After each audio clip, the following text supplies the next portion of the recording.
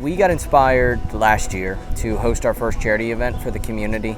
This year we decided to do it again, run it back, and make it bigger and better, and we did it because we wanted to support veterans. And we have a lot of veterans in our community, a lot of veterans at our company, so it means a lot that we can help provide resources, some financial aid, whatever they may need.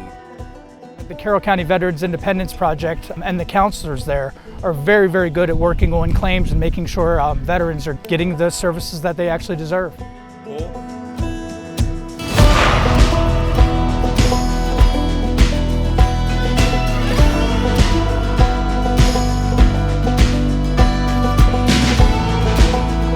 So anytime that we can all get together and do something to leave the world a little bit better than how we found it, I think everyone was just on board to do that.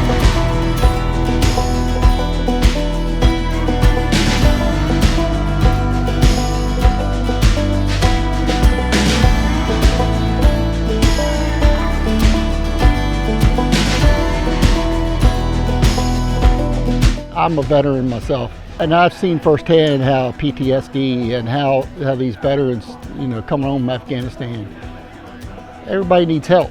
If we can help one veteran